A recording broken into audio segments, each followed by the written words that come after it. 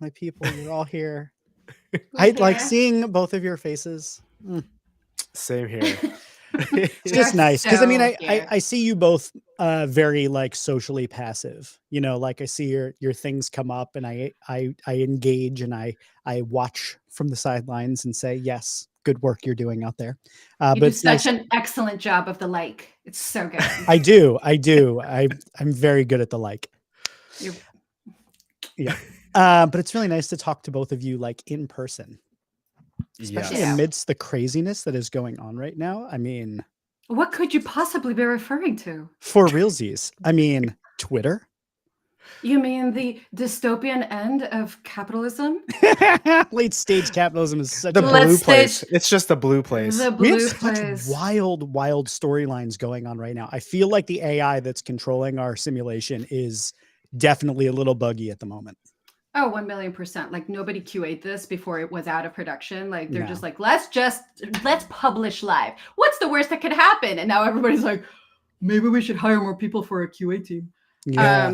The writer's Yeah. room of this reality is definitely a little too high on something.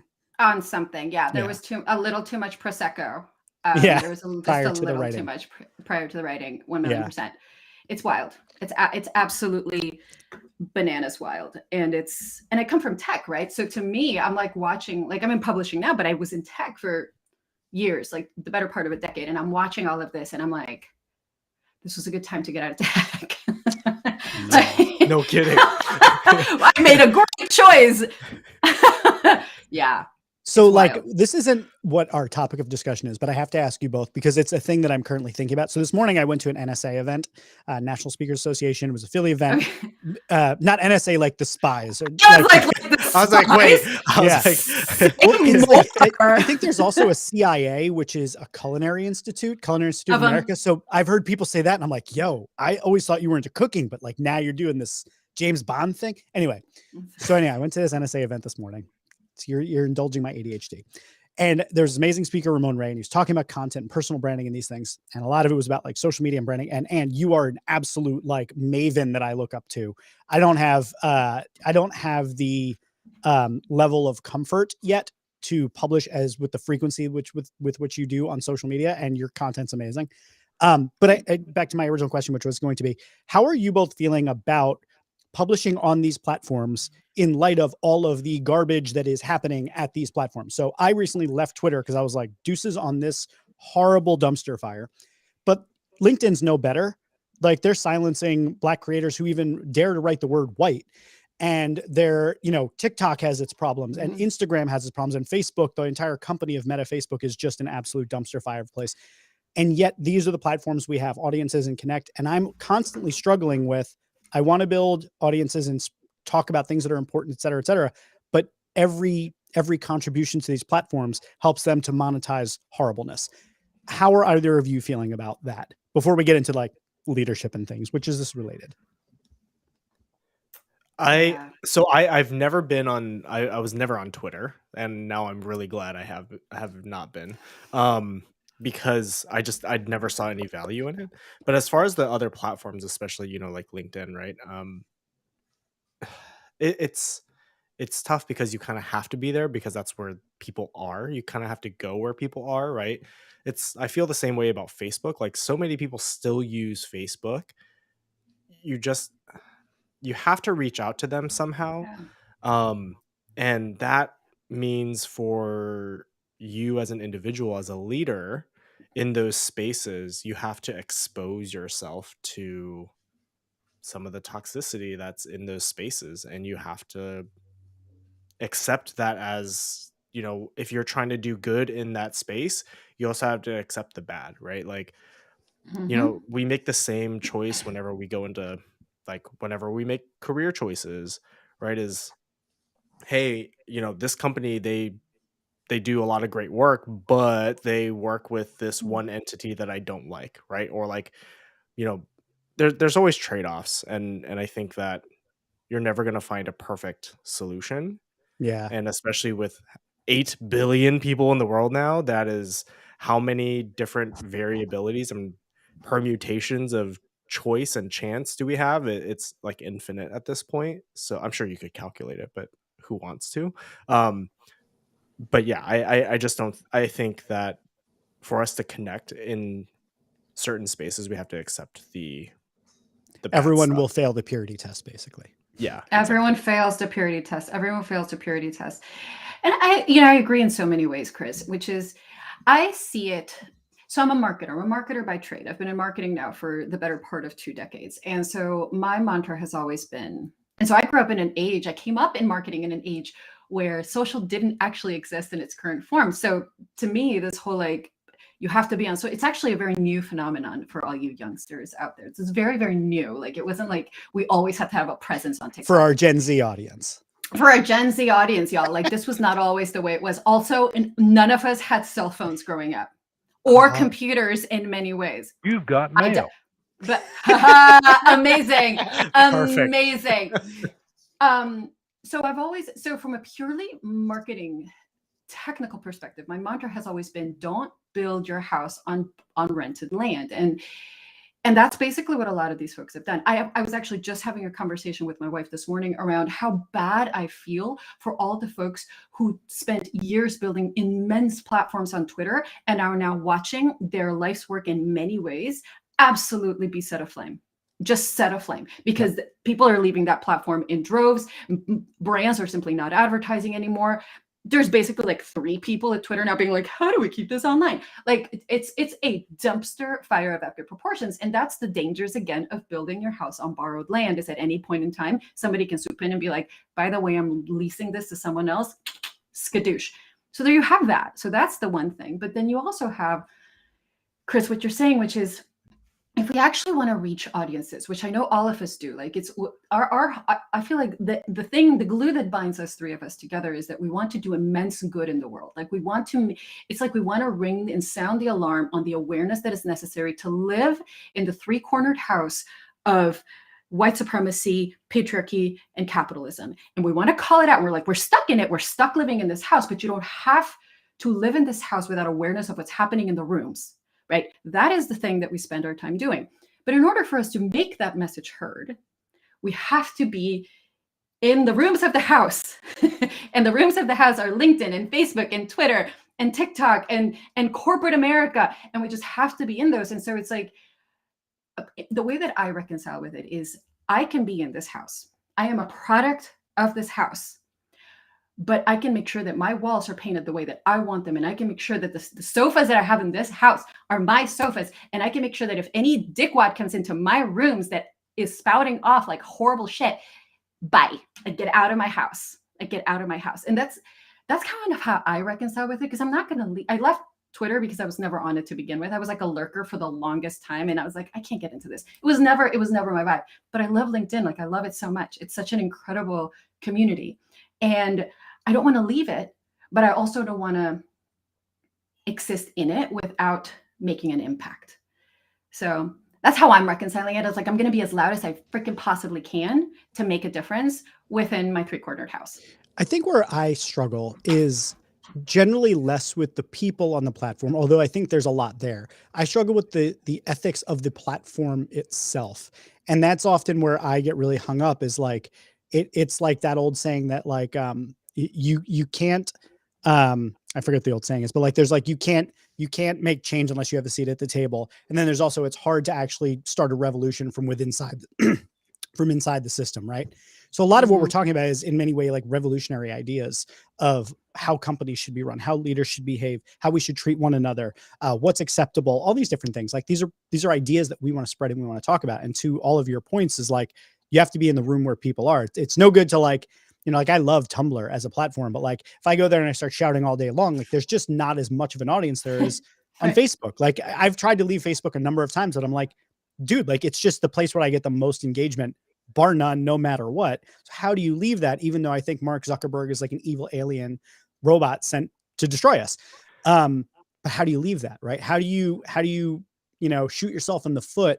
You know, when important discussions have to be had. So I struggle with the ethics of like, where do you live your values versus where do you have to kind of compromise them in service of the greater good? How do you do that weighing? But anyway, that's a whole rabbit hole we could go down. today though, we can, I'm going to segue us into the conversation of today, which is about leadership and the lack thereof and the lack of the humanity thereof. And I think a beautiful segue is to talk about what's going on at Twitter right now as a way to lead into this conversation, right? We slightly brought it up, but people are resigning in droves. People are being fired in droves. Critical features like, I don't know, security are being shut off just because they're micro features to Elon.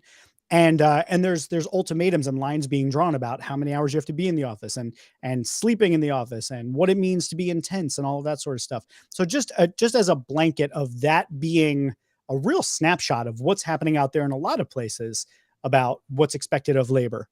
What's your take on the current state of what we're seeing in leadership using Twitter as our first starting point? Well, let me actually start with something that's like counterintuitive to like what the three of us believe is that that there are going to be people who are drawn to this type of culture and environment. Mhm. There are going to be people who are willing to sacrifice themselves for this type of environment. So I can't say that, yes, while I would think that a majority of society would look at, if we were to remove Elon Musk's name and just say, this is a person doing these things, I think most of society would be like, that person is toxic, they're abusive, and they should not be in a leadership position. But because of the name and the clout that he brings, people are going to be drawn to that and to his values. And so I don't want to bash those people first and foremost. The other thing that has been brought up in the last 24 hours has been that there are some people who are stuck there because of visa issues, right? They Mhm. need this job because they are supporting their families or themselves, and they cannot or do not want to go back to their I hadn't even countries, thought of that. right? So we need to just kind of keep those things in mind, right? Like some people are literally stuck there because they cannot sacrifice what they have. Like they'll sacrifice themselves to support like their families or other things. So just think of it like that. But to the main point is, you see how quickly toxic and negative leadership can affect an organization. We're looking at 3 weeks now. He's been in charge of Yeah. Twitter. Feels like a Mhm. month and a half. It feels like a I year yeah, almost. but like when you talk about how negative and toxic people can infiltrate a culture and destroy a culture from the inside out, we are literally seeing this in real time in 3 Right. weeks time. That is not a lot of time in the business world. And No. it is insane, right? Like we talk about like, hey, like this, negative Nancy over here on this team, like they affect affect the whole team and maybe even the whole organization. But we're willing to do it because they bring results, right? And, Right. and it just kind of simmers. But we're seeing this happening so fast, and that there's going to be so many case studies on this in the future. Like it's a living case study now, but you just That's know it's exactly like, right. yeah, it is absolutely insane. I was just saying to my friend, we were texting the other day, I was saying, this is the next Apple TV exclusive show, is like the crash of Twitter. I Bluebird hope down. not. Like, I hope not. Yeah. Because to me, this is the kind of thing. I mean, yes, it will be. I really wish it wasn't, because this is the kind of thing that needs to be studied almost anonymously, just to remove the clout. Again, to your point, Chris, of the name. Like, this isn't a thing to glorify. It's to me, it's really interesting because I think what you pointed out, Chris, is so savvy, which is there are humans that are stuck inside these downfalls. There are humans that are stuck inside these decisions. There are, and ultimately it's one single, it's actually rare that this happens. I should point out, it's unusual outside of like dictatorships and coups that a single individual has this level of destructive power. Like it's much more often a slow decline, like a slow, like, oh, this is kind of sucking. Oh no, bad leadership. Like it's like a slow-mo, right? But we have a question. Sean McCormick, anyone know or heard about what job types or roles are being eliminated at Twitter? Everything, Sean. The answer to that question is everything. I saw one yesterday that the guy, I think it was a guy that was in charge of the badges, like that actually got you in and out of the offices, was fired, and then they called him and were like, "Hey, we can't get into the building. Can you let us back in?" Well, there was the story that was making the rounds yesterday was like 50 people quit, but then they couldn't get out of their parking garage because their badges weren't working. So facilities had to come out with a sawzall and literally cut them out, right? Like it would almost be comical if it Yeah. wasn't so tragic. Like it's the watching the demise of what is essentially a bastion of our modern age in terms of technology is unbelievable. Like we're literally watching history and it's so bizarre. But I think though the important thing to point, one of the important things to point out to me in this environment is the tech world right now is on fire. It's not just Twitter. Like Twitter is the thing that's dominating the headlines, but it's important to remember that that's not actually the norm or what is actually happening. Like there are a tremendous amount of layoffs that are occurring that are even outside of Twitter. Twitter is the dumpster fire that keeps gas all the time, but that's because you have Elon with a fire hose of gasoline that's just kind of like, ah, and just laughing. He's Nero. He has a right? Like, flamethrower, right? It's the yeah, he's flamethrower that he's Nero. got. But you have to like consider what actually has happened because Elon is a case study in inhumanity and anti-humanity that is happening right now, 1,000,000%. But the other things that we really have to pay attention to are the Amazons, right? Like what was the other one that had like 13, like there's been so many. I can't keep Stripe. Stripe was the other one that had, and so, and also like so many others. Like I'm forgetting all of them, and I should not. But there's Well, a Facebook whole was like list. 11,000 based on the bet Facebook, of, yeah. Amazon, Stripe. And so the thing to remember, I think that where the meatiest part of this conversation potentially is how do you do layoffs humanely?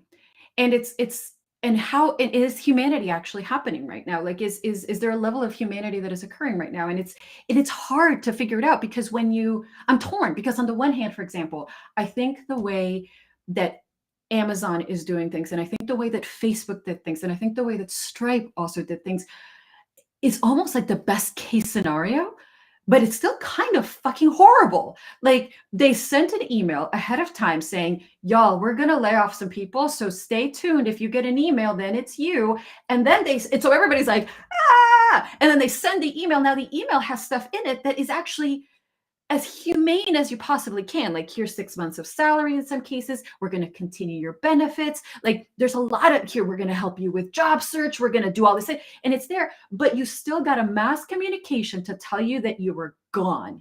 And so when I hear people praising that, like, oh my God, look at how amazing Facebook was. And look at how amazing Stripe was. And look at it. I'm like, actually, no, nobody praised that shit because that's baseline. Baseline. Please don't praise baseline. That's what should always fucking happen. And even then, you still didn't say it to anybody's face. You sent an email. You sent an email. It's so interesting. Sorry, go ahead. Oh, Jeff, go for it. I was going to say, what I find interesting about that, what you pointed out, is that like on the bigger company side of things, you have the better treatment from a financial and a benefits perspective because they have the ability to do that. But you get the impersonality, the inhumanity of like, you're a number that got an email in a BCC line probably, or in Twitter's case on the CC line. I don't know if you heard about that, but that was the thing that happened. I did not, but like a nightmare reply all. But can you imagine that? On the other side, you've got small businesses or smaller businesses that when they lay people off, they may not have the financial bandwidth to be able to take care of people in the same way, but they may be able to have a more humane conversation. And I think a lot of the work that the three of us have done, or the places where we coach people, we create content, we talk about, is how do you do things in a human way? How do you connect with people? And how do you try to take care of people? In my case, lovable leadership. How do you love people even as you're having to get rid of them? How do you do as right by them as you possibly can? But I think that if you zoom out one more level, probably the bigger picture is this actually isn't an individual company or corporation or leader level. This is a societal systemic social safety net sort of conversation, which is that when somebody's being fired, they shouldn't lose their health care. They shouldn't lose all of their money and benefits, et cetera, et cetera, et cetera. So I think that's probably the bigger issue is like we zoom out, we're trying to attack this at a company by company level. Some companies are going to be awful. Some are going to be great, but overall it should be that nobody is harmed. Right. Well, I think here I'll use my own horrifying experience, right? When I was laid off at my last organization, they could only afford to give 1 week of severance to everyone in the organization. They laid off half of the company, including like critical functions of the organization, right? And so, like it's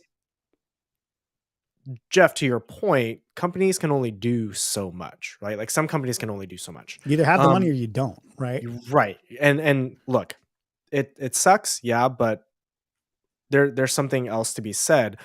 What the team at Indelible Impressions and I were talking about yesterday during our team meeting was like, well, what is that like next level of humanity? How do you lead like with people more in mind? Because yes, there is the financial aspect. What is the direct impact of someone losing their job? What we don't talk about and we don't currently support, and Anna, I would love to get your feedback on this, is what are we doing for that person's mental and emotional well-being?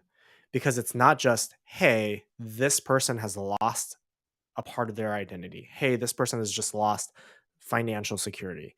It is also what's going on with them internally.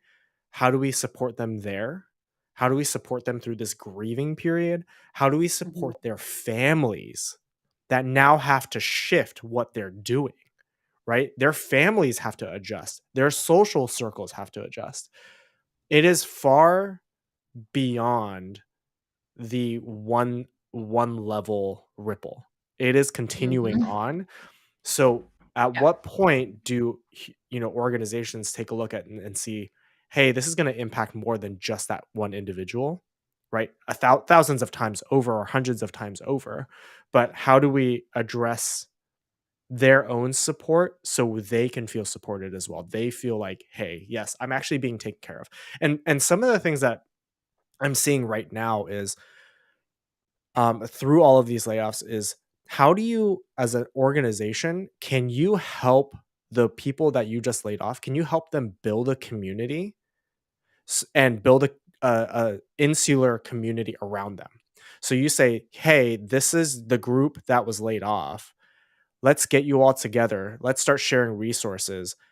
For us as an organization, here's all the resources and people that we can help you with, like with connections and networking, things like that. And here is an additional layer outside of that of people that can provide additional emotional and mental and like psychological safety and well-being and support so you can move forward.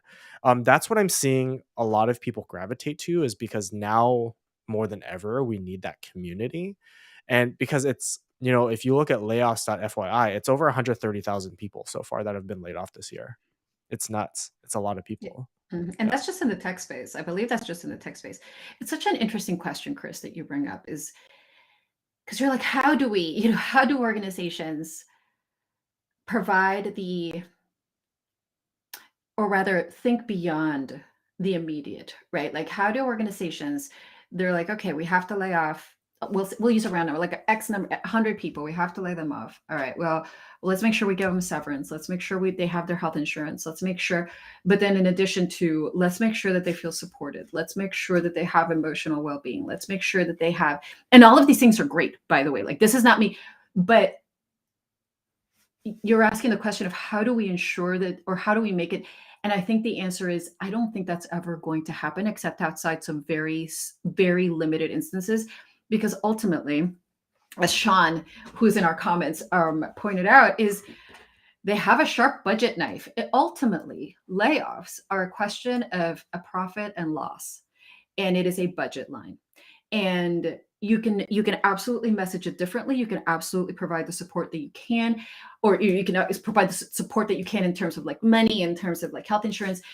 But organizations aren't, for the most part, that invested in an employee's well-being outside of their organization. They just aren't. And so what you're asking for is systemic shift in the way that companies look at their employees and have them look at them beyond the functions and the outcomes and start looking at them as the human beings that they are. And that's literally why us three and many countless other people don't stop yelling about this shit, because that's the thing that's missing. So how do we change it? I have no idea. That's like saying, well, how do we wipe out homophobia? I don't know. Like, like I don't think there's a way to do that. It's you have to go, and it's endemic, I think, certainly to the American way of thinking, which is we tend to not often think about the group or the community. What we tend to think about is the individual. And that, because that is so ingrained in the way that we think about things, and that is so, we're so ingrained in our own progress and our own forward motion and our own this and our own, all of it our own. And that if we get married, like, okay, well, you spouse, you come here, and if then you have kids, okay, kids, you do. But we all, it's like we all just move individually. There's a tremendous lack of concern around the community well-being. And so until you change the way America thinks, I don't actually believe you're going to see a change in the way companies consider their employees post-employment. I 100% agree with you. And I think that's actually been the fundamental thing that if there's anything that I shout about, it's that I feel like we put too much pressure on companies to solve problems that really shouldn't be the company's purview. It should be us as a society taking care of one another collectively. We're talking like there are some companies like Google, for instance, I believe provides housing.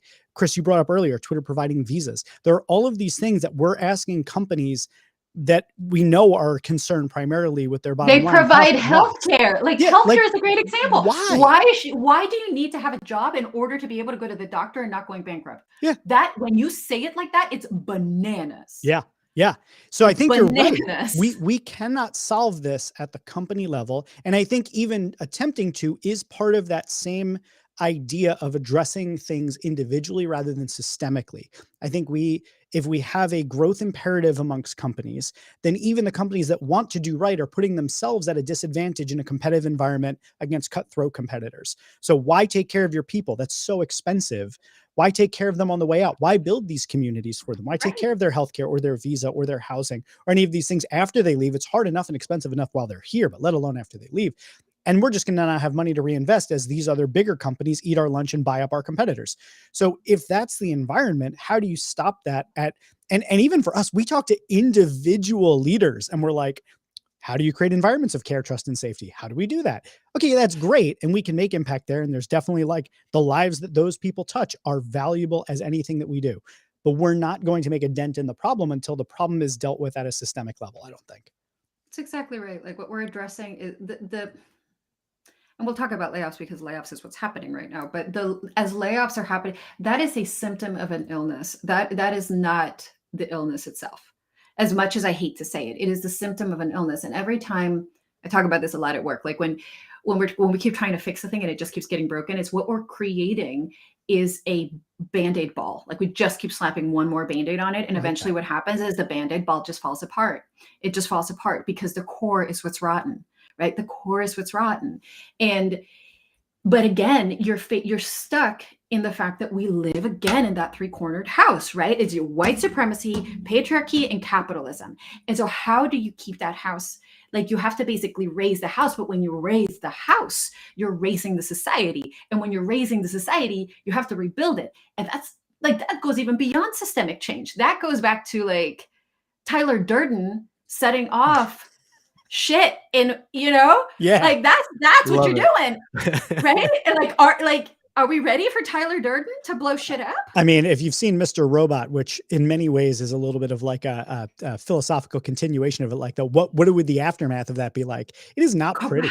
It's not great. It isn't.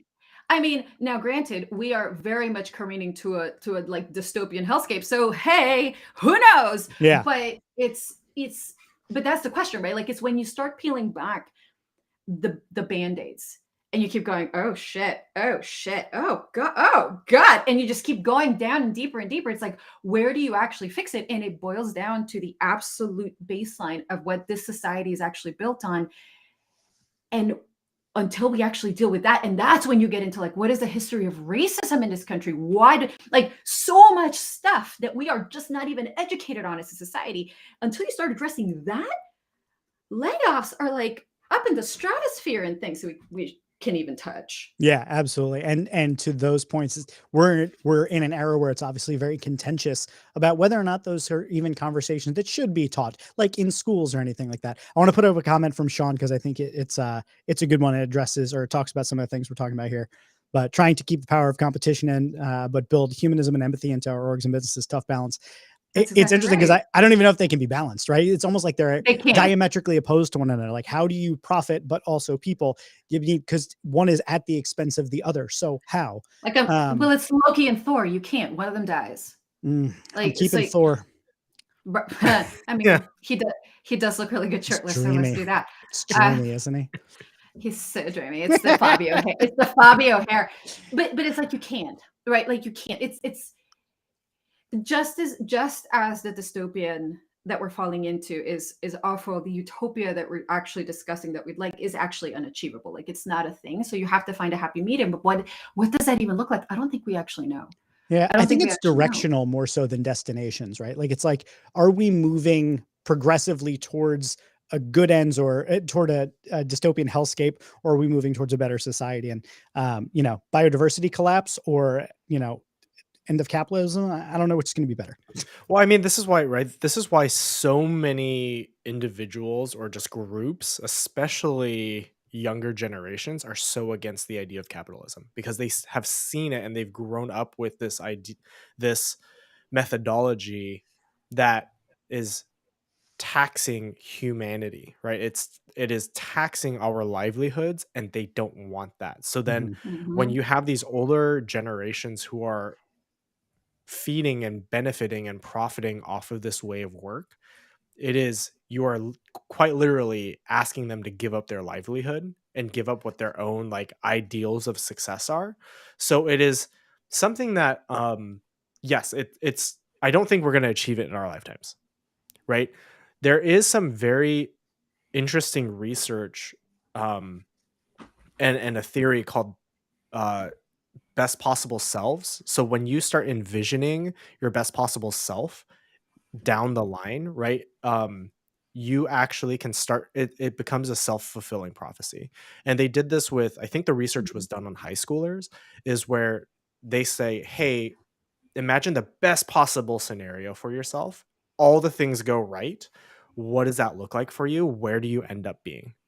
Now imagine all of the, imagine the inverse. What is all the bad things? How do you avoid and mitigate against those things, right?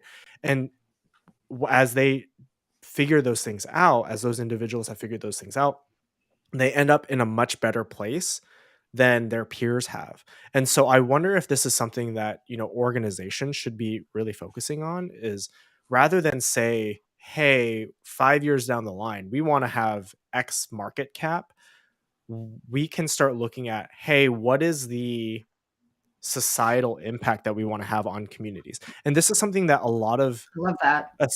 particularly DEIB organizations are working towards, is stop measuring the bottom line.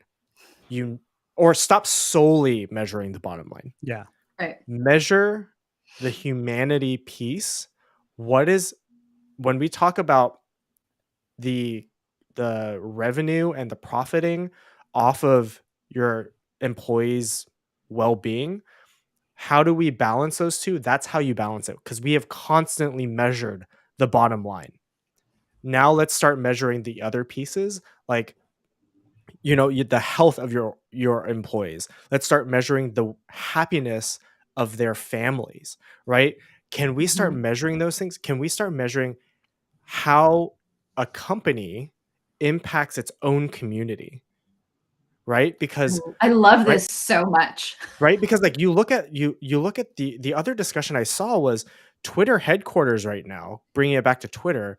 They got so many tax breaks to stay in San Francisco, and the place in San Francisco is historically a poor part of town. So by almost forcing them to stay through tax breaks, it allowed to build the community up. But now, once you have no one going into, no one there, what does that do to the rest of the community? So we need to start including more input from the people around us. And if we can start holding companies accountable to those measures, to saying, hey, let's look beyond Mhm. the bottom line.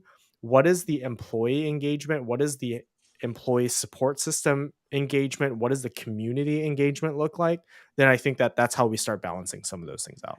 So I do with clients that I work on in business and brand, I ask them a question. I say, what is something that your company is so committed to that it would continue doing it even if you never made any money from it?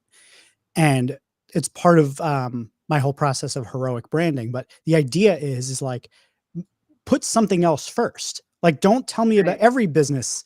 If you ask a business, like, what's your purpose? Profit and loss, right? Like, uninspired, don't care. Give me more. Let's just assume that is baseline. And to your point, like, what else could we measure? Measurement to me, I'm like, oh, I don't know if I'd be like measuring the happiness of my family. Ooh. But I do think prioritizing and making sure that that's part of the way we talk about everything that we do and that we keep it present.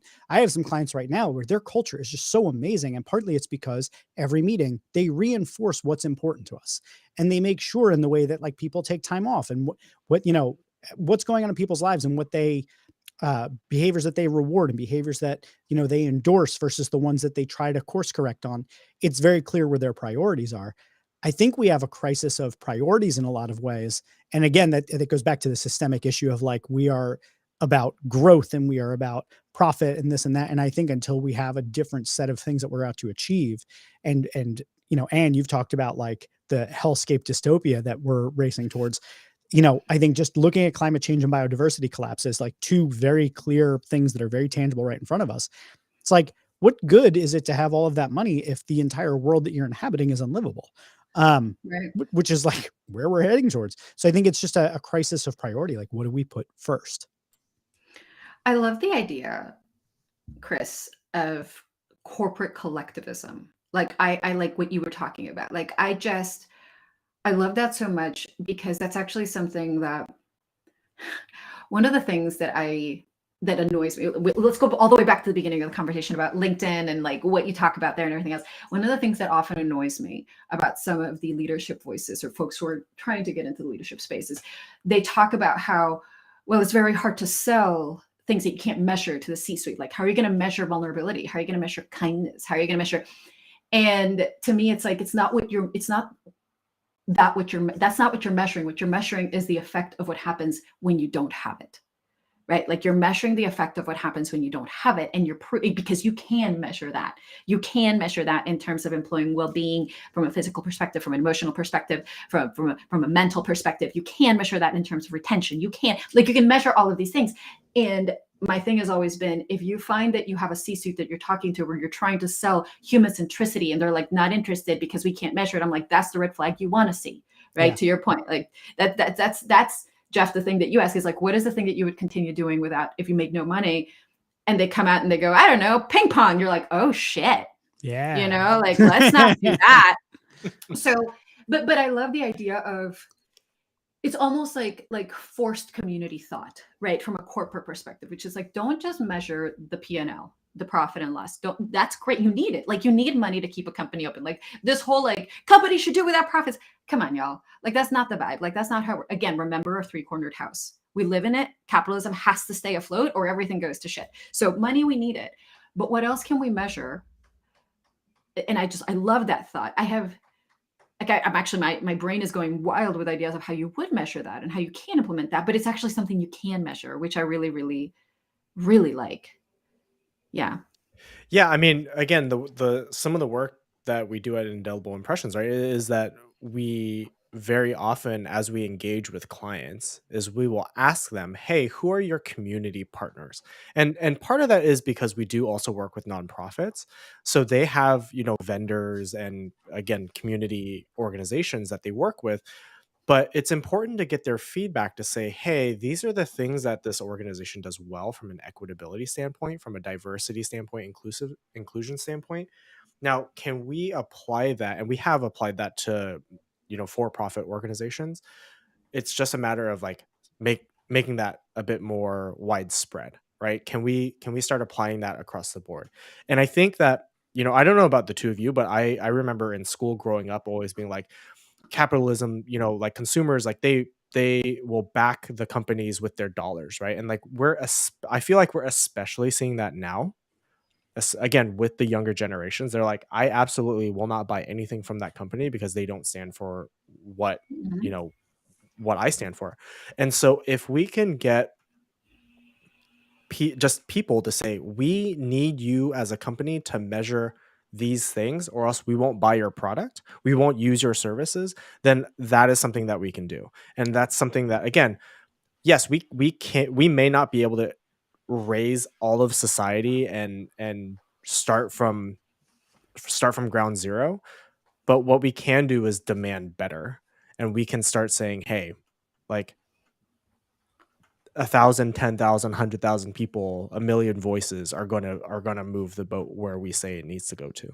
It's so funny because you've both of you in the last two things that you've said have both said something to the effect of like keeping this system in place. Like it's just kind of like what's going to happen. I think I'm a little bit more of like a burn it all down and start over. In this group, I'm the one that's like, oh, I don't know, maybe we should just burn the whole thing down and start Okay, it all over. Thanos. Yeah, I know. I have a doctor. Okay, Elon. Like, okay, Elon. I mean, not quite like that, but you know what I'm saying. But so where was I going to go with that? I forgot my point. You threw me off. My ADHD just took me in a whole nother level. We threw comics and geekism. Right. Yeah, and then I was like, oh, Thanos and Doctor Doom, and then Wolverine. And yeah, I just went into like a whole thing. So I forgot exactly what I was going to say, but I was going to touch on something you both said, and now it's gone. That's okay. I think, and I'm bringing this all back to the concept of layoffs and where we are right now. It's to me, the thing that is starkest in all of this is just how willing we are, and I mentioned this previously, but how willing we are to praise the absolute bare minimum. Like 100%. Like that Stripe letter when it first happened, like the Stripe layoff letter, where the CEOs took responsibility for the fact that they did all this, and then then we are going to fire a whole bunch of you, but we're going to give you good severance, or you're going to keep your health insurance, and and everybody's like, oh my God, look at how great it is. Oh my God. And I'm like, y'all, this is what should always happen. This should be so common. Like this shouldn't be a thing. But it's against the backdrop of like absolute demons. The ones that are like, you're fired now and you get nothing. Right. But Jeff, just because you're in hell doesn't mean you need to praise the devil. That's true. Stop. Yeah. It just doesn't. That doesn't make any sense. It's like saying, well, I'm really it's kind of like the people who after a layoff go on LinkedIn again and go, I still have my job, but I feel really bad for everybody else who got laid off. It's like, or what about the guy that was crying? We had to lay off. Oh my God, the crying CEO. Yeah. Like to me. Won't someone think of the CEOs? Right. Well, it's so hard for us. I'm sorry, but here's the CEO who took the Stripe CEO who took responsibility for the thing. Good, you should, because it was your corporate greed born of a pandemic that killed millions of people that had you hiring recklessly, thinking of future profit instead of current need. Congratulations on coming to that human realization. And then you have Mark Zuckerberg who did the same thing. During the pandemic, we thought we were going to need all this stuff, and we were proven wrong. Congratulations on coming back to Econ 101. You shouldn't be praised for understanding bare minimums and for coming to the realization that you were too greedy for your own goddamn good, and now you're going to wreck 10,000 people's lives. Hilarious, though, that he thought it was, virtual cubicles was going to be the ticket. Listen, I have so many thoughts and opinions. That's what we want. Right, virtual cubicles. Everybody wants a cubicle with no legs. Really. No legs. No legs. No legs. Cubicles, no legs.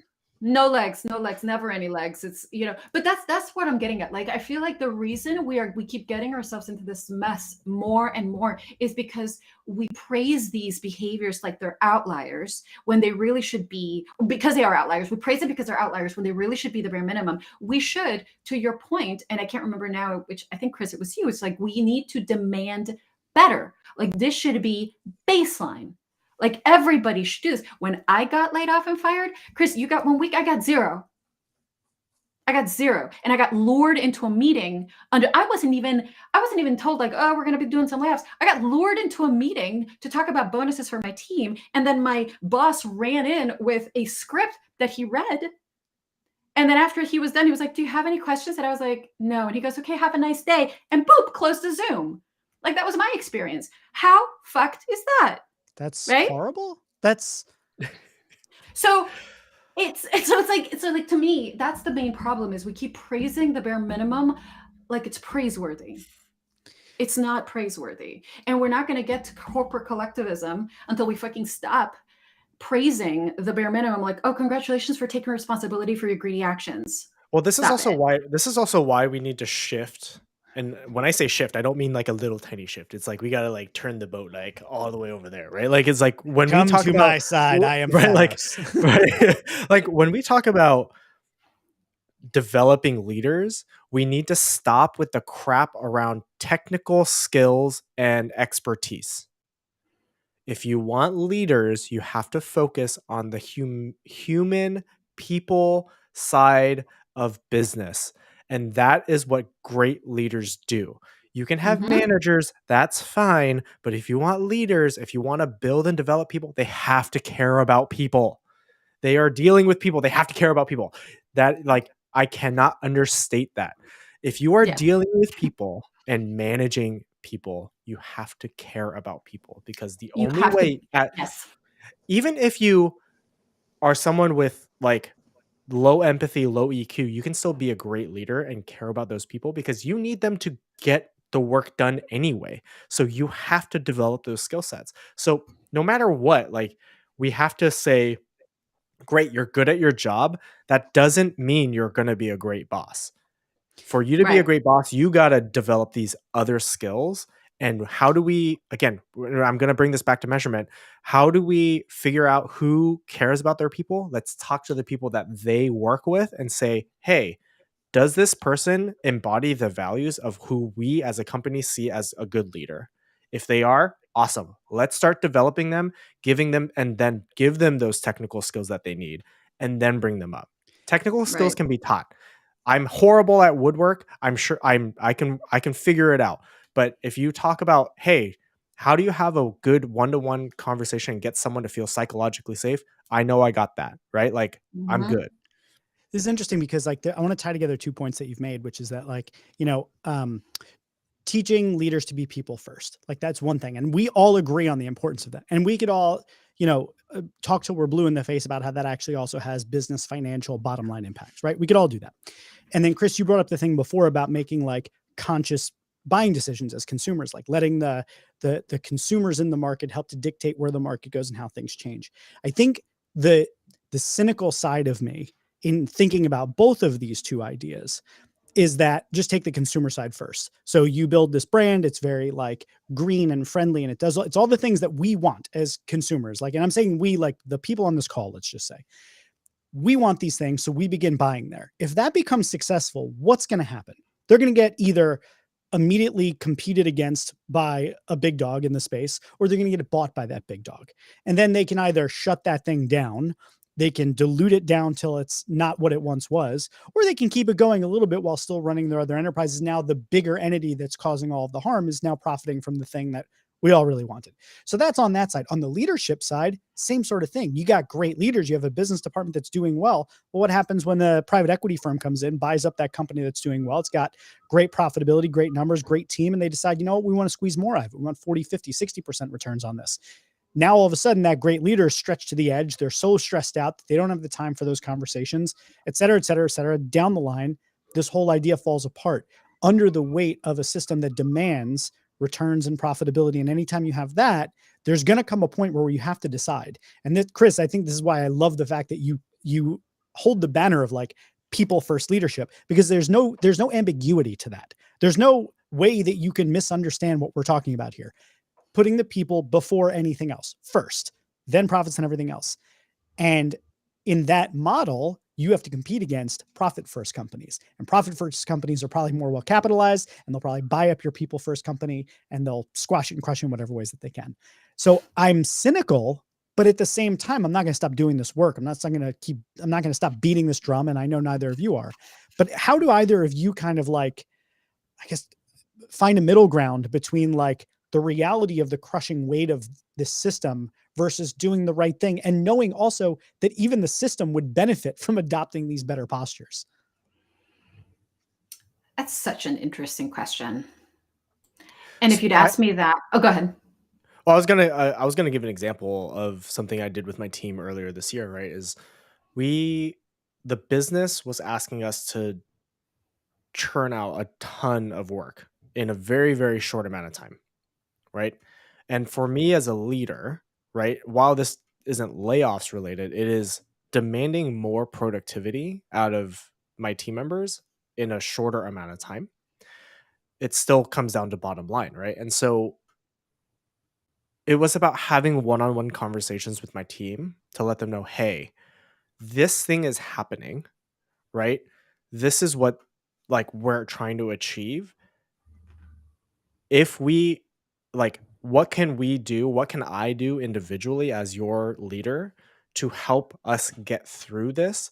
This is the expectation, and this is when we expect it to end, right? And I saw it as a like a 1.5 week, 2 week max, where we're gonna have to probably put in like 60, 70 hours a week versus like 40, 50, right? And so as leaders, we have to insulate, right, those that we lead.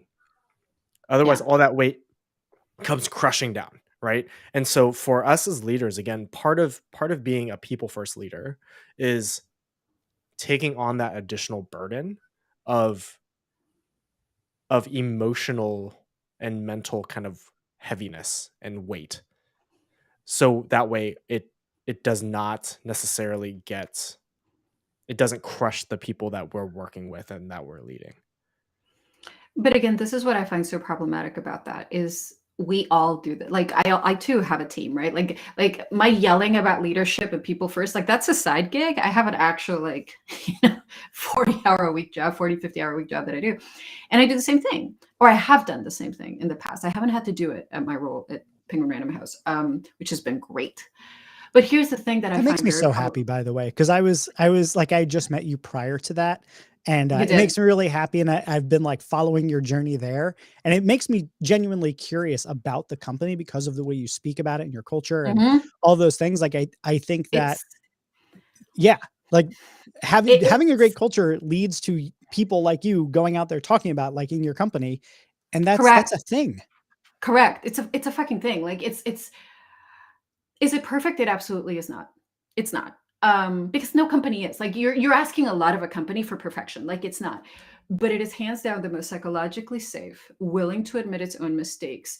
Talk about, I mean, just last week we had a whole hour and a half long workshop on how to become better anti-racist, like truly become better anti-racist, like pointing out things we've seen within the organization, within ourselves, within our teams, and how can we combat that? And how can we, like, that doesn't happen. Like, what? Like, that's not a thing. Like, I've never been in a conversation like that before in a corporate setting, ever. It was incredible. It's an incredible place to work. And I'm so thankful that, because I was very much ready to never go back into corporate America again. And when this job came knocking, I was like, really? I was like, Yep. well, I can always quit and go back to yelling about leadership full time if that's what happens. Um, but here's what I'll tell you, Chris, about what you were saying is the expectation that good leaders will be that shield, will be the absorber of all of that pressure only to diffuse it for our teams is why good leadership is actually so hard to find, because good leadership is mentally taxing, good leadership is emotionally taxing, good leadership is physically debilitating. Sometimes I went into burnout being a good leader because I was shielding my team from so much at a previous organization. And it is, and so to me, when you were telling your story, I was like, the problem here is not that you needed to shield your team. The problem here is the unrealistic expectations that your company was putting upon you that prioritized profitability over people. Like that's the problem. Like I know where you're coming from with it, and I would do the same thing. It's like I would have those one-on-one conversations with my teams. I would explain, I would do contextualized transparency. I would give the why, I would give the reasons, I would give the timeline, I would give support. And then I would go and fucking crash because I'd be so exhausted by the emotional wear down Mhm. of what I just had to do. So again, it goes back to companies needing to have an awareness of what it actually is to treat the people on your team like humans, because until you do, it doesn't matter how much you measure anything. If at any given moment you turn around and you go, and by the way, we need you to produce 7 months of work in 2 days. Go, you Yeah. know? I mean, this goes to, responsibility, and I know that this is something that we had touched on before, is whether it's layoffs or whether it's, hey, crunch time responsibility, leaders, executives say, I'm responsible. But I don't think they know what that word means. That word does not mean what I Ah, think It's like man. it is. I was inigo just Montoya, thinking that, Anne. Yeah. I was like, I have so many It's gifts gonna- at my disposal, but I don't have that one. That word, I I can don't think it do it. means what Hold you on. think it means. Oh, you can do it? There you go. What kind of? I do not think it means what you think it means. Yeah. Yeah. I Right? But can like, kind of do it. I just watched that the other night, by the way. Just randomly, I watched Princess Bride the other night. Anyway, I'm say so that. ready for my daughter to watch that, by the So way. good. Yeah. But that's what I'm saying is they say it, but they don't actually mean it. Right. And that's the other thing that I think irks a lot of people and pisses people like the three of us off is Mhm. that you are taking responsibility, but there's no negative effect to your salary or bonus at the end of the year. It's the thoughts and prayers of the corporate world. Yes, it is. It's the Absolutely. thoughts and prayers of the corporate world. Well, and that's the thing, right? Like that's the thing that bothers me is, and oftentimes it's not even willful or neglectful ignorance. It's just you don't actually know what goes on the ground. You don't actually know what it means when you say, "Hey, let's speed up this deadline from." By the way, I hate the term deadline. This target date from like 3 months from now to a month. Like, let's just do that. Like, we can do that, right? We've got the ability. And because they're the C-suite, the executive, everybody's like, uh-huh. And then they turn around and they start freaking out. It's like, to me, Come on, guys, we're a family here. Let's do it. we're a family. We're a family, y'all. Families are dysfunctional for the most part. That's why we don't measure the happiness of our family. But here's my thing. Like much like we vote with our dollars on what corporations we actually endorse and we don't, we should also start vote. And not everybody can do this. So I'm aware of the immense privilege that I'm wielding right now when I say this. But we should also be wielding with our labor when we choose which corporations we're going to support and which we are not. And if we continue to see, because the problem is when we continue to work for toxic organizations, we perpetuate their existence. When we keep protecting our teams and we try to create insular safe spaces for them because everything is on fire, but not here, not here, what we are actually doing is perpetuating the existence of the flames. We need to say, no, thank you. I'm done. Like say when, like I'm done. I'm leaving now. I'm leaving now. And if I can close that loop real quick to what we started with Twitter and layoffs, we saw that in the last 12, 24 hours, right? We did. Mr. Everybody was like, deuces. Yep. Here's an ultimatum from the top. You're either in it to be in a crap organization and crap culture or get the hell out. And a lot of people said, I'm out. See ya. Deuces. They're like, proud of what I built here. See ya. The other side of it that I think is an interesting solution to this potentially, and we're seeing it, is the mass unionization efforts, which is there are a lot to your point, Anne, that there is a lot of privilege in choosing who you work. Like I work for myself and I will gladly fire a client if they're awful, or I will gladly not take on a client if it conflicts with my values, but I have an immense privileged position to be able to do that. A lot of people don't. You're stuck in a job. Chris, you gave the example of people at Twitter with visas. I think another remedy to that is organizing them. When you shift the balance of power between owners and laborers, and you change it to the laborers to have that power, now all of a sudden they can either fire everybody, which they really can't do, except, Elon's testing that theory. Or, you begin to find that the working conditions have to get better because there's more leverage because of the collective efforts. So I think that's another potential remedy, and we're starting to see more and more of it. Yeah. 100%. And ultimately there's lots of ways to go about this. And I wish there was a way to nicely wrap this up as we come upon our 60 minutes of delightful banter, but there isn't. Like the fact of the matter is there isn't. But what there can be out of all of this is it feels like we're very much at a tipping point. It feels like we're very much at a crux and for so many things. And what we can bring to all of this is a heightened, like radical awareness, radical self-awareness of what we are doing, what we are supporting, what we are not supporting, what we are willing to do and not do, and how we are willing to put our privilege on the line to affect change. And I think that's really the biggest takeaway out of all this is like stuff can be so fucked as fuck. But what we can do is be aware of it. And what we can do to solve it and what we can do to make a difference and what we can within ourselves start pointing out. See something, say something. Radical self-awareness filled with privilege on the line. That leads to change. I love it. Chris, closing statements as we come upon our time. Well, I mean, I'm just going to say what I've been saying is people are not business decisions, right? People are not, right? Like, they are people. Like, just stop. Just stop. So if you're, whoever's watching this, please remember people are not business decisions. And I'll echo that and say all business is personal. Everything that we do is people doing stuff with people. And yeah, aside from that, go buy my book. It's really good. I love you too. Honestly, love talking with both of you. I would do this all the freaking time. Oh, thank you, Chris. Yeah, you're a man. Mine is actually my bookcase. I have a different one at my desk right now, but it's over there. Nice. Thank you.